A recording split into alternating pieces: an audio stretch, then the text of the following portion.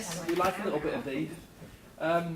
Okay, so what contribution can OR make to address some of these grand challenges that have been presented, get some feedback from our guest speakers, and then afterwards maybe write a proposal or an outline of a proposal, and then we'll take it forward and see what we can do about it and find the right people.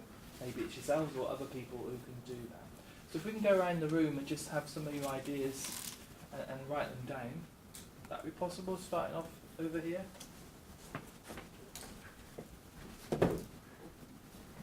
Yeah, Starting over yeah, here. that's good, yeah. Start with the president. We were very cognizant of the gender imbalance on our table, so we are looking at. We only got through one, which is addressing gender imbalance in physical sciences and engineering, because that's also an issue for the OR society. And we got as far as recognising that actually we don't know much about what work's already been done. So there is no doubt a lot of work that's already been done. But a map that shows from age 0 to age 40 the process through which people go at the numbers that start at each point and then drop out at each decision point, drop out from potential for being participants in science and engineering. Calibrating that map with whatever data is available, whatever research is available, understanding at each point where the gaps are in the information, where the opportunities for finding a controller who can, or a control point, or collection of control agencies who could do something at that point. When you started with that, you can see that potentially you could take it forward in different ways by addressing either weaknesses in data understanding, weaknesses in the argument for, we spent a lot of time arguing what, why, how, why. So do we need to worry about weaknesses? Looking at whether it's something that you could actually model as a dynamic system, whether with system dynamics or discrete event simulation or something along those lines, whether you would want to work with some of the control points to look for them, to support them in developing strategies. But that's kind of, the starting point would be the map. The map may exist. You could do it, consider it at national level or at local level. So you could say my area, my school, my income. You could try it nationally. But data on a longitudinal basis, I think, is really quite hard to get hold of. So I suspect that what's there is a bit weak. That was. Do we want to add? Excellent. Good. Okay.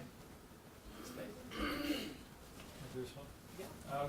Okay, we looked at the sort of sporting issue, and what we're thinking, if we're looking at sport futures, then the question would be what's the desirability and feasibility of sport futures and the neighbourhood issues.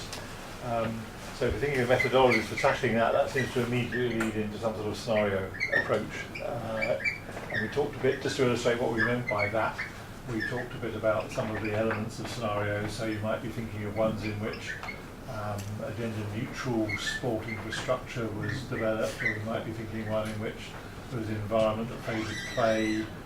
You might be thinking about one in which there was sport for the non-elite, which would certainly tackle some of the sort of nationhood issues, and maybe the online sport also, an environment in which encourage that. So these would be various, this idea of what we meant by you would build up some scenarios containing a selection of those elements, and then you would actually be thinking, okay, what does that look like in terms of feasibility and desirability?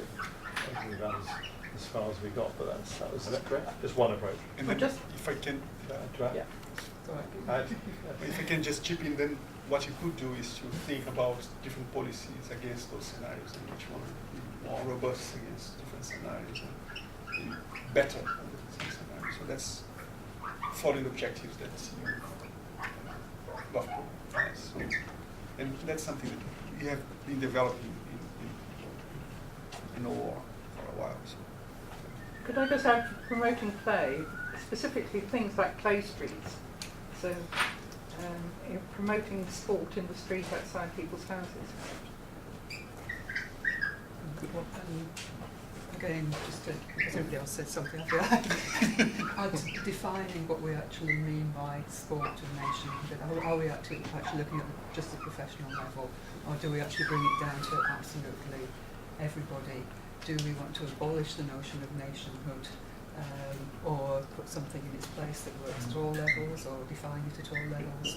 So people with their Strava reports of their run or their cycle can compare someone in Kenya or whatever. Sorry about the squeakiness. Great, I've got these down. Thank you. And last table. Well, we seem to spend our time exploring the problem space. We didn't actually draw a rich picture of it, but we sort of dived into sport. And we started looking at sort of the groups you're going to have to break into, like some sports work with teams, some sports work with individuals. Somebody else threw in trad sports and esports, so there's a similar sort of where a lot of people are playing games online and other people are there are the audience who watches them play games online, and there's money in that. So, of course, in the technology concept, you can clearly see sort of traditional OR diving in there to do the traditional resource managing types of things anyway. You've also got issues about what you might call tribal and non-tribal. Some aspects of bringing out sport, they bring out hidden nationhoods, where the Europeans have come along and carved up Africa along rivers as boundaries rather than rivers as clumping places. And then the old tribes reassert themselves all over the place with miserable consequences. And I think the last one we got, was it nation-based sport or commercial-based sport that the driver? Never mind the rest of the world, I want to make some money. So some sports are the teams, as it were, all based around nationality, and some sports are based more in terms of, well, commercial teams, which might be football clubs, there might be professional cycling teams. I mean, certainly in this country, it's the commercial teams, the Premier League, have a lot more to say to what happens and what would be we do in the English football team, because we don't necessarily get the best players playing for England because the people that own them don't want them to play for, waste their time on the England team. The tribal versus non-tribal is about sports that people watch, specifically supporting one team or individual, versus sports where people watch for the sport rather than Celtic and Rangers. Mm-hmm. So where is the OR in that? Well, these are questions. Conflict management. These are the questions. University of Strathclyde, they have an expertise in that territory. Okay, great. So have our speakers got any feedback on some of those ideas? So I can feedback a bit on the timeline of when decision points are made, I guess, in the choice of school subjects and things like that. There is some great research by the Institute of Physics on what affects young people's choices of whether or not to go on and study A-level physics and then take it on to degree level. And they've looked at that with respect to gender, and they found that girls are more likely to do A-level physics if they go to a single-sex school that has a sixth form as part of the school, and more likely in an independent school than in a state school as well. And there are a few organisations, so the Institute of Engineering Technology, Engineering UK, which is a broad umbrella body of engineering societies in the UK, that have looked at what is the percentage drop-off at each of those stages. One of the things I'm really interested in is I know that lots of people in STEM subjects or STEM areas have looked at this problem. But one interesting piece of research that came from the Institute of Physics work is that your physics teacher, for example, can be doing all the right things on gender and on not saying this is a boys' subject, but it can all be completely undone by the English teacher going, isn't that for boys, or something like that. And I think the personal interest for me is how do you take the barriers away for those girls that would love to do those subjects, rather than drive someone into a subject that maybe they don't want to do. And a little bit of an element of how it can then affect life later on, when you have historically had science dominated as a very male area. Life science now is swinging more towards parity, I guess, but studies of human biology and how we understand the way things like, I don't know, responses to medicines and things like that work actually can be different for men and women. And if you only have male test subjects, so in medical biology for a long time, it was thought we should probably just test this on men because women have hormonal changes and therefore our data won't be as good. But that then means that you have something that works for a population of men but doesn't for women, so it actually can have an impact on society. And I think with physics and engineering as an economic driver, we're going to have people in leadership roles in those areas who are influential, and I'd like to see more gender balance there. But I think there is lots of research that you could look at bringing in and mapping, and I'd like to see how it plays in with other subjects, I think. Sorry, I waffled for a bit there. Well, the thing we didn't get written on the board, which I have in my mind, if you look at the domestic situation, where is the technology and what is its esteem? Because the technology is in the kitchen, it's in the washing machine, it's, you know, all sorts of things that the women do in the household. As technology, but men, not men do that kind of thing, that's for me. So in fact, you've got to create a situation that if you look back in the history, in many, many households, high and low in the land, where there is technology, it's the woman that's managing it, but he's not given the esteem that this matters as much what the man does. Because if he goes out an office job, he even looks down on the person who uses a typewriter. I do all the cooking. So, What about the washing machine? Are you the pilot? I haven't got a clue how to use the washing machine. I haven't got a clue how to iron either. Just a thought on extending the sort of the mapping idea and the gender thing. There's a sort of flow through of which somebody starts off in sort of early years and will end up as or not as an engineer. And what are the critical events along that pathway?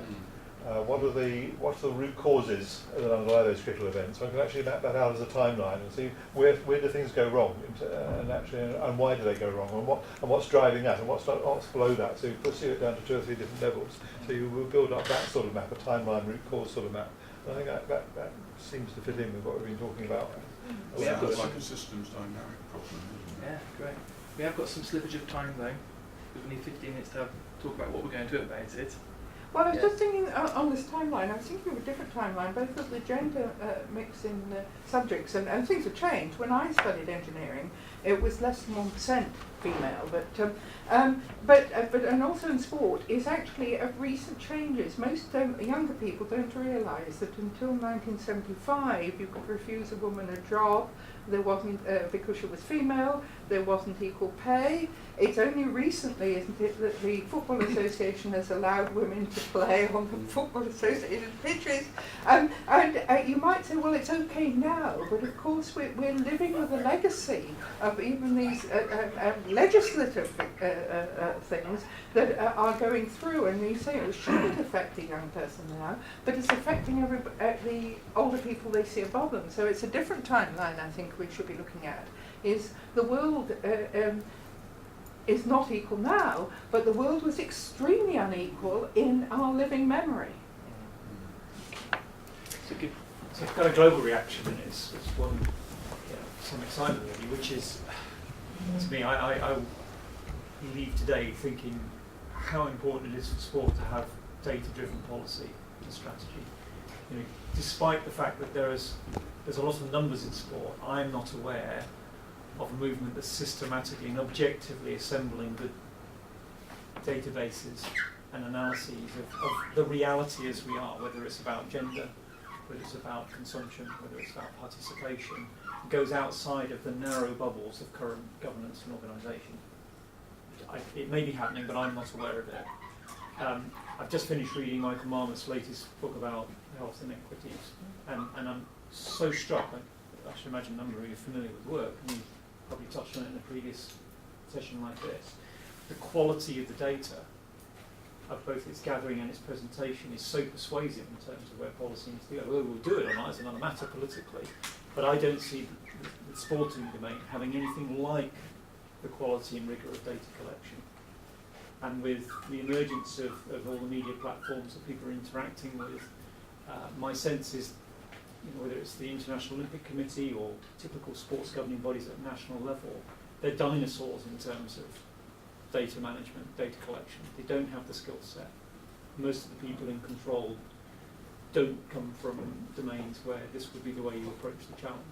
But we simply don't have the data to inform thinking at the moment. My hunch is if we did, we'd start to see where things are heading far more clearly, and some of the challenges more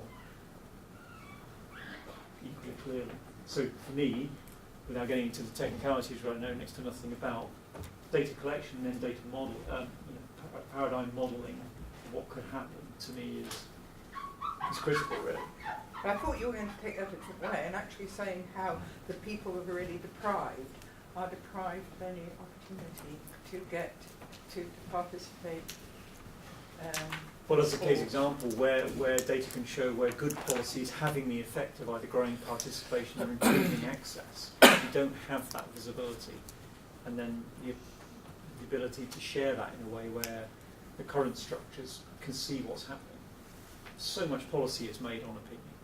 It's just gut feel or tradition. Okay, so let's take it to the next part then of the session, because we're meant to be winding up in about 15, 20 minutes. Many ideas, many great ideas, many places where OR can have such a significant opportunity, and just by working between OR and sports and things like that would be of great benefit. So what we can offer as a society is the pro bono, and we haven't mentioned the OR in schools programme as well, so that might be another area we can. Yeah, and what could be the next project that comes out of this, and we've got student projects that might be taken forward here in Loughborough. So we've got some grand challenges, we've got some ideas. Can we start scoping out, you've only got 10 minutes, a feasible project that we could try and follow up, and we could follow up with yourselves and then with the relevant parties. Could Kierann join us? Yeah, when thinking about that, who might be the client, customer, or who are the beneficiaries? What aims might it have? What do you want to achieve from your work? What will the analysts do? And what methods might you use? And we've already been talking about some of these things. So we've only got 10-15 minutes to get the session back on track in terms of time, and I'm breaking things. But that would be great. So 10-15 minutes to do that. You should actually do this one.